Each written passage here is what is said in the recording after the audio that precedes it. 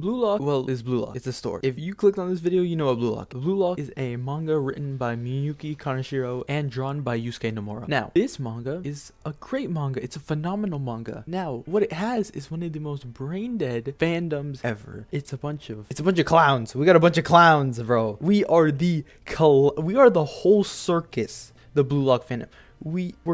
The only good part of the BlueLock fandom is probably like the Christmas TikTokers who decided that August is Christmas time because yeah, Merry BlueLockers.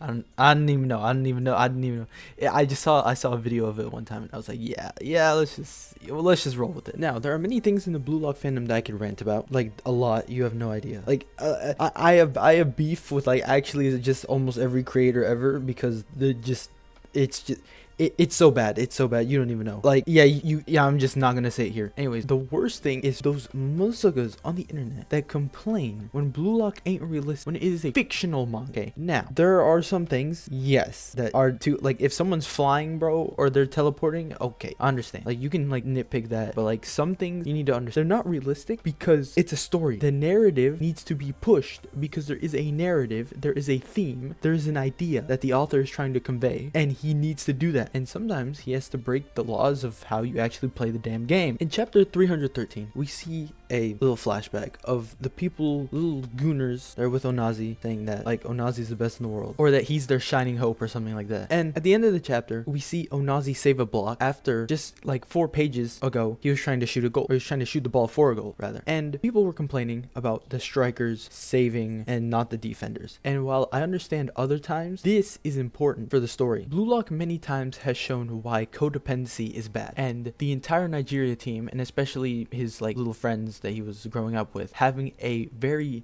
dependent relationship or being very dependent on Onazi is really bad. And Onazi's mindset of trying to be the one that's always there and the one that others can rely on is also really bad. Nagi and Rayo's relationship has been shown to be really bad. It's so bad, in fact, that Nagi was kicked out of the BlueLock project in the NEL, and now Rayo has to fight on his own, and there were consequences of that. Now, let's look at Ness and Kaiser. Ness is so overly reliant on Kaiser that he doesn't even recognize his own ego anymore. At least he didn't until Kaiser abandoned him, because Kaiser found his quote-unquote own ego. And while he did, he's so traumatized that he can't actualize it, which is what Ness is for. Ness finally discarded what he had before and was looking for his own ego, which is why he talks to Kaiser as an equal now. Ness and Kaiser, mostly Ness though, found out the problem sooner than later.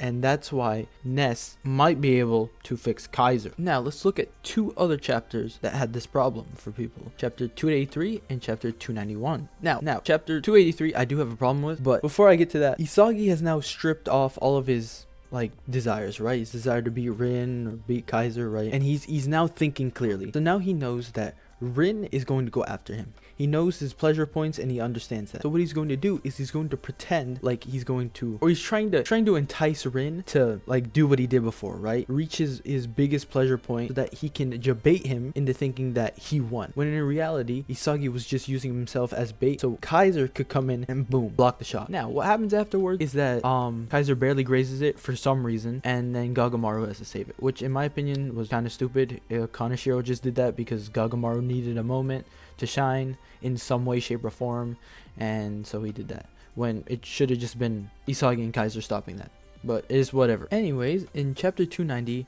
Rin now understands the link up between Isagi and Kaiser. So instead of crashing into Isagi, he tries to crash into Kaiser to destroy that link. But what Rin doesn't realize is that he awakened Kaiser, his restrictive and piece of shit mentality that he has. Now, both of these moments are strikers basically doing the defending. But what makes it so important is that it's telling a story. Isagi's moment, it's showing how Isagi has discarded all his unnecessary thoughts and is now working as a machine to win. And chapter 290, it's to show that Kaiser's mindset is his restriction. When he allows himself to think of himself as someone less than human and that he has to work and strive to gain the identity of a human, it's when he's most restricted. It's when he's fighting for his life, and that's what he's doing against Rin. But there is something hidden deep within that these 2 chapters show us. It's that Kaiser's trauma goes against his rationality. Trauma responses are usually an emotional thing because, I mean, of course it is. It's trauma. Trauma is something that overwhelms someone, and that emotional state and way of thinking is Kaiser's undoing, because for a talented learner,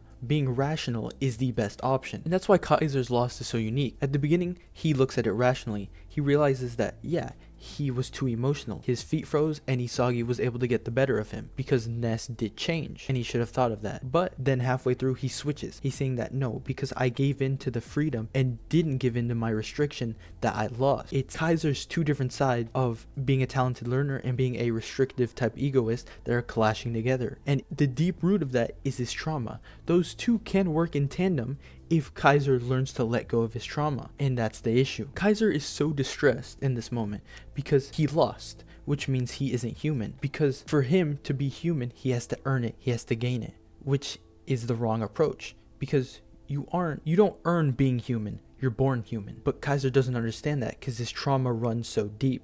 He believes that if he doesn't score this goal, he isn't human. He isn't on the same level as just plain old human. Kaiser has to rise up to the occasion.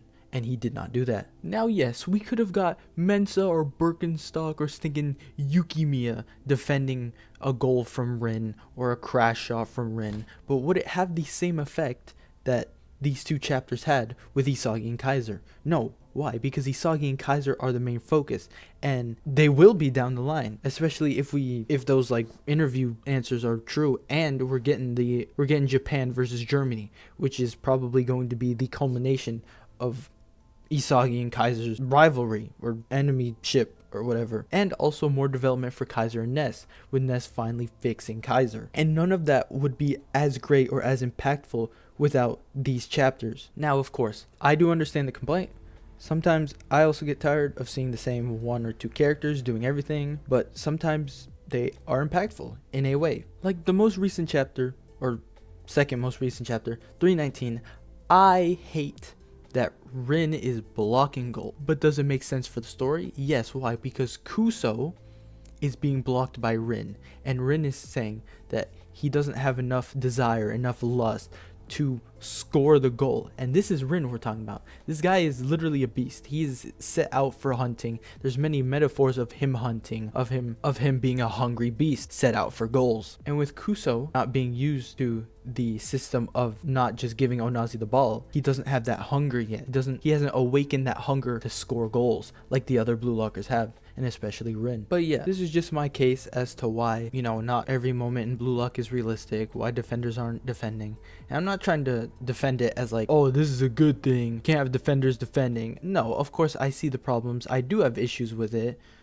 Sometimes characters can just not defend and the story could still happen, right? But there are some moments that are too significant, at least when you look a little deeper, as to why they can't be changed, as to why they have to be the way they are, as to why strikers have to start defending, and as to why Blue Lock is the way it is.